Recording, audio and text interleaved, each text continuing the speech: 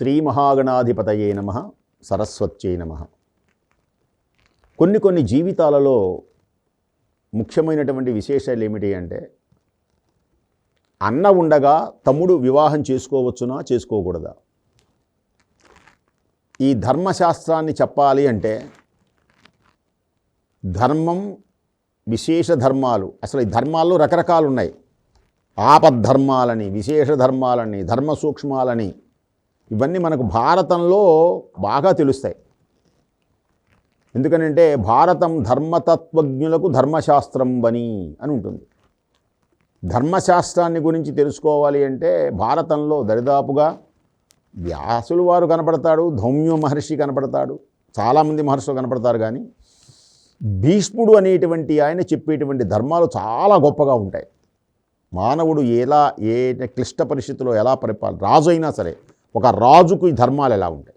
అలాగే ఇప్పుడు గృహస్థుడికి అన్నదమ్ములు ఉన్నప్పుడు అన్నకు చేసే తమ్ముడికి చెయ్యాలి. ఇది ధర్మం. ఇక విశేష ధర్మాలు, ధర్మ సూక్ష్మాలు చెబుదాం. అన్న ఏ కారణం చేతనైనా అంగవికలుడవటం వల్ల కానీ మరే కారణం వల్ల కానీ అతడు దుర్బలుడైతే అన్నను ఆపి తమ్ముడికి చేయవచ్చు. ఎలాంటి పరిస్థితులు చెప్పాను? అతను చేశాడు కదా నువ్వు చేయిస్తాను అనకూడదు.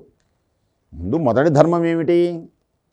పెద్దవాడైనటువంటి అన్నగారికి వివాహం చెయ్యాలి, తర్వాత తమ్ముడికి చెయ్యాలి. ఇది ధర్మం. మరి తమ్ముడికి ఎందుకు చేశారు? అన్న కొన్ని కారణాల వల్ల, లేదా దేహ సంబంధించినటువంటివి కానీ మరొక కారణం వల్ల కానీ అతడుకి ఆగితే, ఒకవేళ అతను నేను చేసుకోను అంటే, నేను సన్యాసాశ్రమాన్ని స్వీకరిస్తాను అంటే, కొన్ని రకరకాలు ఉంటాయి దీంట్లో కుటుంబాన్ని బట్టి. వాళ్ళు చేశారు కదా నువ్వు కాదు, కుటుంబ ధర్మం. అతడు నాకు వద్దని వెళ్ళిపోతాడు కాశీ. ఇలాంటివి కోకొల్లలు ఉన్నాయి. మరి తమ్ముడు చేసుకోక్కర్లేదా? మరి అన్నకు చేయకపోతే? అలాంటి క్లిష్టమైనటువంటి పరిస్థితుల యందు అన్న చేసుకోలేదు కనుక తమ్ముడు చేసుకోకూడదనేది లేదు. తమ్ముడు చేసుకోవచ్చు ఆ సమయంలో. కాబట్టి అన్నదమ్ములు ఇద్దరూ ఏకకాలమునందు కుదరదు, ఏకోదరులై. ఇంకొక విశేషం ఉన్నది. జ్యేష్ఠమాసం అయిందనుకోండి, జ్యేష్ఠమాసం అమ్మాయి తొలిచూలు, అబ్బాయి తొలిచూలు అంటే ముగ్గురు మొట్టమొదటి కాన్పు. నేను చెప్పిన తొలిచూలు అంటే అమ్మాయి మొట్టమొదటి కాన్పు, తర్వాత తమ్ముళ్ళు ఉన్నది లెక్క కాదు. మొట్టమొదట అమ్మాయి ఉండాలి, మొట్టమొదటి తొలిచూలు అబ్బాయి ఉండాలి. అది జ్యేష్ఠమాసం అవ్వాలి. దీన్ని త్రిజ్యేష్ఠ అంటారు. ఇప్పుడు చేసుకోకూడదు. ఇంకొక విశేషం ఏమిటి? అన్నదమ్ములు ఏకకాలమునందు చేసుకోకూడదు. ఒకవేళ పెళ్లి చేసుకున్నా కొంచెం గ్యాప్ ఉండాలి.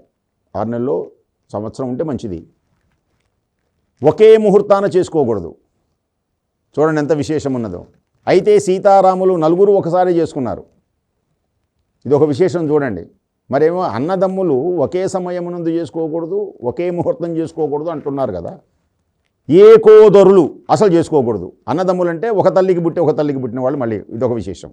ధర్మం చూడండి ఎలా ఉంటుందో. ఒక తండ్రి ఒకడే, తల్లులు ఇద్దరు. ఈ అమ్మాయికి ఆ అబ్బాయికి చెయ్యొచ్చునా? మళ్ళీ వాళ్ళు ఏకోదరులు కాదు కదా, వాళ్ళకి చేయొచ్చు అన్నారు అనుకోండి. పోనీ సుమిత్రకు 2 పిల్లలు, ఒకే తల్లికి పుట్టిన వాళ్ళు, ఏకోదరులు వాళ్ళిద్దరు. ఎవరు? లక్ష్మణుడు, శత్రుఘ్నుడు. మరి వీళ్ళకి ఎలా చేశారు? అసలు నలుగురికి ఎలా చేశారు అంటే అక్కడే ఉన్నది ధర్మ సూక్ష్మం. ఆ ముహూర్తం పెట్టారు, ఆ ముహూర్తాన్ని విడగొడతారు. ఏక సమయమునందు ఒకే ముహూర్తం జరగల. రామాయణంలో రామలక్ష్మణులకి పెళ్ళి జరిగింది ఒక పందిట్లో. అయితే ముహూర్తాన్ని అలా భాగాలుగా చేసి చెయ్యవచ్చును అనేటువంటిది ఆధారం చేసుకొని వశిష్ఠుల వారు చేశారు. కాబట్టి ముఖ్యంగా ఇలాంటి క్లిష్ట పరిస్థితుల్లో, ఇలాంటి సమయమునందు తమ్ముడు చేసుకోవచ్చు. కాబట్టి అంటే ఇప్పుడు ఈ ప్రశ్నకి నేను రాముల వారి దానికి సంబంధం లేదు. ఊరికే ఉదాహరణ చెప్పాను అంతే మీకు. నేను తమ్ముడు చేసుకోవచ్చా చేసుకోకూడదా అని. అన్న చేసుకోకుండా తమ్ముడు చేసుకోవాలా రామాయణంలో. అలా ఊహించుకోకండి. రాముడు చేసుకున్న తర్వాతనే లక్ష్మణుడు, లక్ష్మణుడు చేసుకున్న తర్వాతనే భరతుడు, భరతుడు తర్వాతనే శత్రుఘ్నుడు. వారు వరుస క్రమం చక్కగానే చేసుకున్నారు. వాళ్ళు శాస్త్ర ప్రకారమే పెళ్ళిళ్ళు చేసుకున్నారు. ఇప్పుడు మన ప్రశ్న ఏమిటి, మన సందేహం ఏమిటి అంటే అన్నకు చెయ్యకుండా తమ్ముడికి చెయ్యవచ్చునా, అది మన ప్రశ్న. ఎలాంటి సమయమునందు చెయ్యవచ్చును, ఇందాక చెప్పాం.